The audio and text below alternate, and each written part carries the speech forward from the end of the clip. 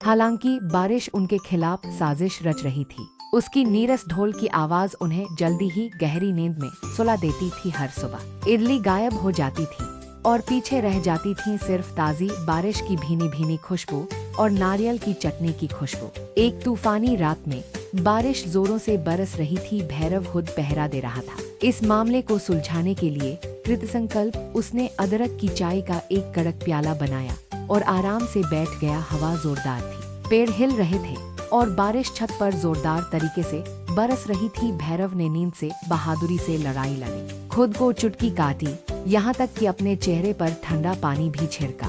जैसे ही भोर का पहला संकेत आसमान को धूसर करने लगा और भैरव अपनी लड़ाई हार रहा था। तूफान के बीच एक अजीब सी आवाज गूंजी। यह कोई सरसराहट या पैरों की आहट नहीं थी, यह एक धीमी बेसुरी गुनगुनाहट थी। फिर एक धीमी बेसुरी गाय की, लगभग लोरी जैसी, और उसके बाद एक अलग सी सुरकने की आवाज।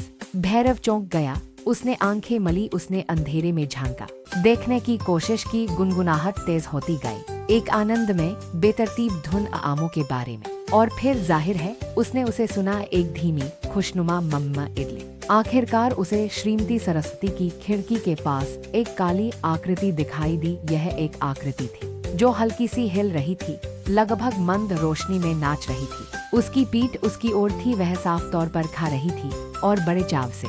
यहाँ पकड़ लिया शैतान! भैरव एक मोटी छड़ी पकड़कर दहाड़ा। वह आगे बढ़ा, कीचड़ में फिसला, लेकिन दृढ़ निश्चय था।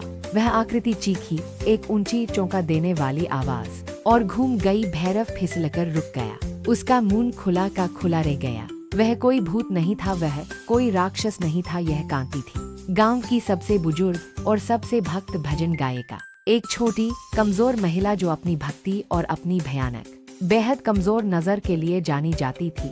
और उसके हाथों में श्रीमती सरस्वती की इडली की थाली थी, जो अब चटनी के कुछ धब्बों के अलावा पूरी तरह से खाली थी।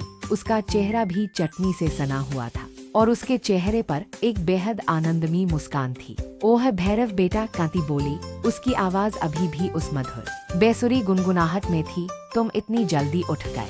मैंने अभी अभी अपना सुबह का प्रसाद खाया है। ये दिव्य इडली गाने पर और भी स्वादिष्ट लगती है। भैरव घूरता रहा, अपनी भयानक नजरों के कारण कांति श्रीमती सरस्वती की रसोई की खिड़की को मंदिर की प्रसाद की खिड़की समझ रही थी, जो उनकी छोटी सी झोपड़ी के ठीक सामने थी और मानसून में फूली हुई एक बड़ी झाड़ी से छिपी हुई थी। अंधेरे और बारिश में उसने बस हाथ बढ़ाया, इडली ली और उन्हें चमत्कारी दैवीय प्रसाद मानकर स्तुति गाते हुए खुशी खुशी खा ली।